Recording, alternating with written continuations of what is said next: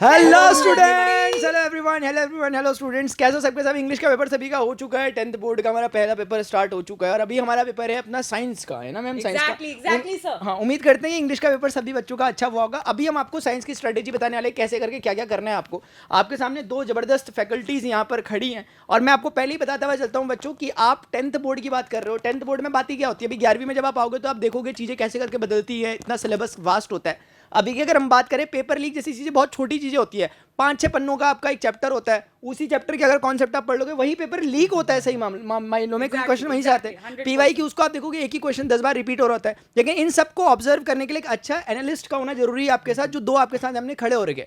मतलब नीट के यानी कि जो एंट्रेंस टेस्ट होते हैं मेडिकल वगैरह इंजीनियरिंग के, उनको पढ़ाने वाले एजुकेटर्स हैं जो 11वीं 12वीं वगैरह को पढ़ाते हैं। तो ये बहुत बखूबी जानते हैं कि आपके एग्जाम को कैसे करके एग्जाम में पेपर बनता है आपका। तो प्रॉपर एग्जाम सेटर या फिर पेपर सेटर जो है वो आपके सामने मौजूद है यहाँ पर। ये इंट्रोडक्शन देना बहुत जरूरी था बच्चों को, वरना बच्चे क्या है ना कि वो स्ट्रेटेजीज भैया दीदी इन चक्करों में बहुत रहते हैं। अच्छी बात है, आप वो भी देखते रहो, लेकिन काम भी करते रहो, एग्जीक्यूशन भी करते रहना चाहिए। तो फिलहाल मैम बायोलॉजी के लिए फटाफट से आपको क्या समझ में आता है? देखो कैसे हैं सारे प्यारे बच्चे। इंग्लिश का पेपर बेटा सब बच्चों का अच्छा हुआ होगा। अब साइंस की तरफ थोड़ा सा रुख कर लेते हैं। और सर हम लोगों ने क्या किया है सर, मुझे नहीं लगता है सर कि हमको जो है सिलेबस को कंप्लीट करने के लिए या बच्चों को अच्छे नंबर दिलवाने के लिए ज्यादा टाइम चाहिए। हम लोग बेटा आप लोगों से 12 घंटा नहीं मांग रहे, 24 घंटा नहीं मांग रहे, केवल 4 घंटे ऐसे सर को दे दीजिए और 3 घंटे मुझे दे दीजिए। एंड हम मेक श्योर करेंगे कि आप लोगों के बायोलॉजी, आप लोगों के फिजिक्स के अंदर, आप लोगों के केमिस्ट्री के अंदर 80 में से 80 मार्क्स आकर के रहें। सो क्या करने वाले हैं सर, एक बार जल्दी से ब्रीफ कर देते हैं बच्चों को। सेशन होने वाले हैं। अगर मैं फिजिक्स के लिए बात करूं तो ये है आपका स्केड्यूल। एंड ये चैप्टर के साथ साथ मैं बता देता हूं कि इसके अंदर होने क्या वाला है। ऑलरेडी मैंने 7 लाइव सेशन ले रखे हैं, वहां पे हमने सारी चीजों को अच्छे से कवर किया है। This is the final checklist या फाइनल शॉट। इसके अंदर सिर्फ वो सवाल कराने वाला हूं जो सीबीएसई 2025 में आपको दिखने वाले हैं। इसका मतलब मैं एंड गुंजन मैम जो सेशन लेंगे ना, आपको जब आप सीबीएसई का पेपर दोगे आपको ऐसा ही लगेगा कि रीस्टार्ट विद मोशन का लाइव सेशन चल रहा है। क्योंकि वही सवाल उठ के आएंगे जो ऐसा कैसे सर, ऐसे तो सब बोलते हैं। ऐसा इसलिए क्योंकि हम लोग कंप्लीट एनसीईआरटी के सारे कंसेप्ट्स को यहाँ पे कवर करने वाले हैं। एंड मोस्ट इंपॉर्टेंट को हाईलाइट करते हुए चल ले। अब I'll give it to Gunjan ma'am. तो बेटा हम लोग जो है वो मेक श्योर करेंगे कि जो बच्चा अभी तक भी कुछ नहीं पढ़ा है, अगर कोई बालक यहाँ करके ये बोल रहा है कि मैडम हम तो पढ़े ही नहीं है, हमको बायोलॉजी का बी नहीं आता, फिजिक्स का पी नहीं आता और केमिस्ट्री का सी नहीं आता, तो क्या अभी से पढ़ा करके 80 नंबर दिलवा सकती हूँ? बिल्कुल दिलवा सकते हैं बेटा।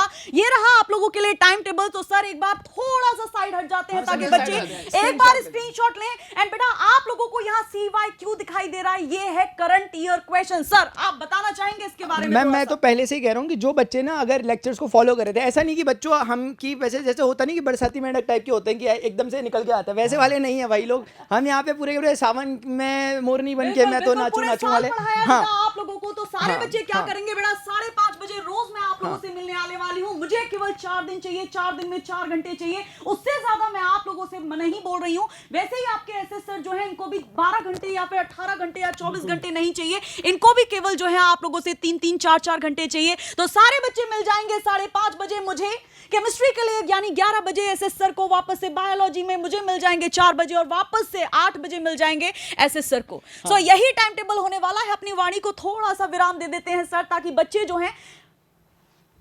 ताकि यस। तो कुल मिला के बच्चों यही हो चुका है, ठीक है? SSR are we ready?